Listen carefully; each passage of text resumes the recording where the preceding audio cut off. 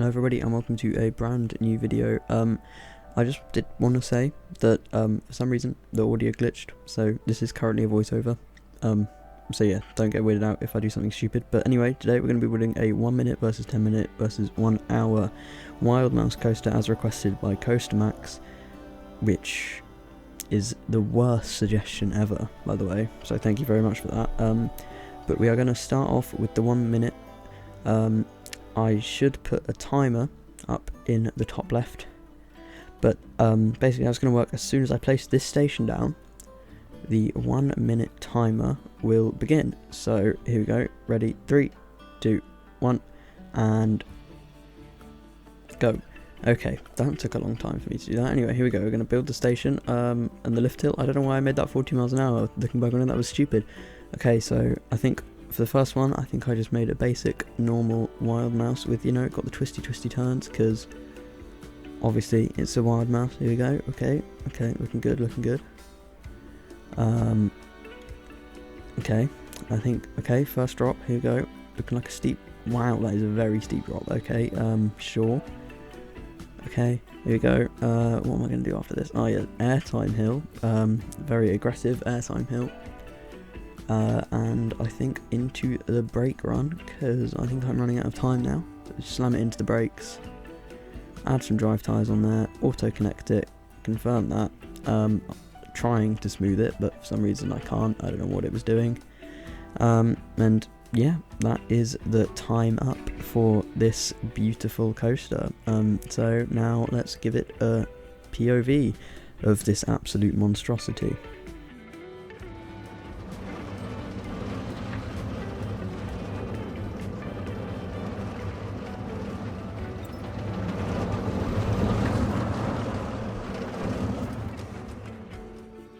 Okay, so that was definitely something. Anyway, on to the second one now. Okay, so placing down the station. This one will be a time-lapse style, so we can place down the station and start the 10-minute timer now.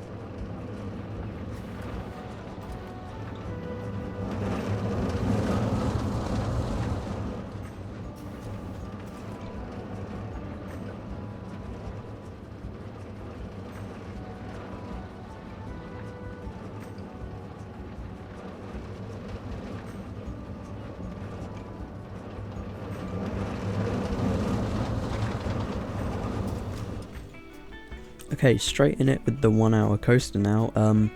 For this one I decided to go with a bit of a less generic Wild Mouse. I decided to go with more of like a family thrill spinning coaster. And so I had an hour, so I thought that I could spend probably about half of that on the layout. I think this might actually be shorter layout than the 10-minute coaster in terms of time. Probably a bigger footprint, I mean definitely a bigger footprint, but yeah, so I decided to go with more of like a family thrill approach to this. As you can see, it's quite tall. It's not really got the typical Wild Mouse elements. It's more of like a, think of it like a Mack family spinning coaster or something like that. That's what the first drop was inspired from, Storm Chaser, something like that, whatever it's called, at Paultons Park, whatever the Mack spinner there is. So yeah, I decided to make something like that, and I don't know why, but the absolutely crazy amount of airtime that you get on that little like outwards banked airtime ejector hill. I don't know why I decided to put that on a spinning coaster, but whatever. So from there you go into a mid-course brake run. You have one bit of Wild Mouse moment because obviously it's got to be a Wild Mouse, you've got to have some Wild Mouse elements in there.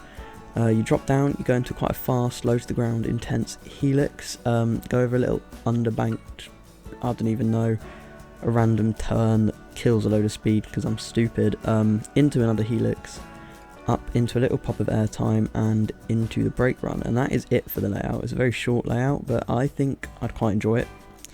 I then go and smooth it all, because obviously it's not a good coaster if it's not smooth. I then go and fix up all the supports because there are way too many, and I'm so sad we don't have custom supports in this game yet, because they would be so helpful, because there's just so many everywhere and half of them aren't even good. And look, these ones don't even exist, and I can't get them to exist. I don't know why they exist. I think it might be because they're too banked, the track's too banked, but whatever. Imagine they're there because, yeah. I then go and adjust all the terrain. I start to add some scenery in, make a custom scenery brush here, just spamming a load of random bushes and scenery and shrubbery. I don't even know what I added, and just absolutely hammering that all around the edges there, because I don't really want you to see anything outside of this, because I'm trying to make it as immersive as possible. This one, you'll see the theme, I guess there's theme sort of later. I then go fill in all of the smaller gaps here, around the area. Even in small areas, this is still a very good tool. I don't know why the footage keeps randomly like stuttering. That's probably because my game was stuttering, because bad computer, but whatever. So yeah, I've got most of the shrubbery down now, and I think I start work on the station, and I'm sort of going with like a 13 inspired old abandoned castle-y thing in the middle of the forest for this. And so as you can see, I sort of do like a tiny half a second indoor section here where you just sort of go through what I think I didn't turn into dungeons but probably should have, because that would have looked cool. I sort of make this weird roof shape, and then I just delete it later on because I don't think it looks very good. And then I mess around with the type of roof I want for a bit, and this looks ugly. I don't know why I decided I'd try and do that, but whatever. So then I just go with some normal bricks, and I think I delete them again and then try this, and I think this is a final one I stick with now. Yeah, it is. And then I just cover up the floor of the station vaguely with that, and then I think what do I do here? Yeah, I raise up the terrain because I think the building was floating, which doesn't happen, and then I decide I'm going to attempt to add some doors onto this, but none of the doors fit, and I can't be bothered in 1 hour to mess around with the animatronics, so I just put some mist everywhere. I was originally just going to put it in that indoor section, but then I just decided I'm going to spam it everywhere because ambience, I guess, I don't know. I then add some ruins to make it look a bit more abandoned, and start work on the roof. Spend a while, like once again, figuring out what roof I'm going to do, but eventually go with just a plain wooden roof, using some random wall decoration that I found, some wood trim. It doesn't really look like a trim, but whatever. So yeah, I just make a pretty basic gabled sort of roof, very very triangular because triangles are cool. And there I go. I removed the old walls from the roof there, and then realised that my roof's not the right size, so I have to shrink it. Scaling tool coming in very handy again. And then I just have to extend it down a bit, and that is the most of the main bits of the exterior of the building done now. So then I just add the details. I had a random door because why not? And then I go around adding some cracked brick decals because these are probably one of my favourite new scenery pieces in the game. It's absolutely amazing that how the quality of them and just how easy they are to place. I then add a load of moss because rundown moss, it will bleh. Yeah. Adding it all over the roof, all over the building, because I want it to look as abandoned as possible. And then I go and add a window because windows look cool. I sort of wanted it to give off a little bit of light, but not much. So I just added some windows with some little lights in them. And this is the best bit, I think. So, because it's like a spooky forest, spooky, woo, you need a spooky carriage. So I decided to turn this cute little mouse dude into a man-eating, snake-headed demon with huge red eyes. I also noticed here that I was trying to cover up the actual mouse part of the body with the fur and the random spots with rocks, and noticed that the ears kind of looked like eyes, so I added some red eyes to it to make it look evil because, I don't know, there's something wrong with me. I changed the colour of the track to make it more blend in with the trees and the ground, and then changed the colours of the trains to make them look like horrible man-eating snake-headed hippos because that's cool. Added some light in the station, which doesn't really matter because you're not going to see it. And then, well, I just randomly stop existing because obviously. Then make sure that nothing clips. That nearly clips, but whatever. I deal with it because why not? And the stuttering's back again, yay. So half of that POV just isn't.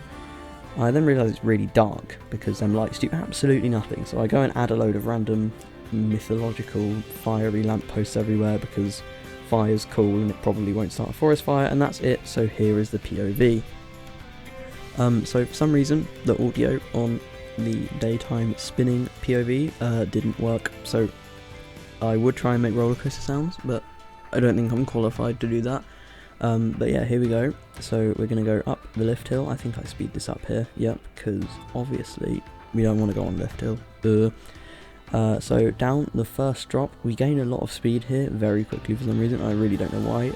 Down the main drop, getting quite a lot of airtime there, I think. Straight into a really whippy low to the ground transition, some stupidly insane ejector airtime for some reason, and into the, I would say mid-course, but it's really not very mid-course because there isn't much course. Down the second drop, not as fast as the first one, nowhere near.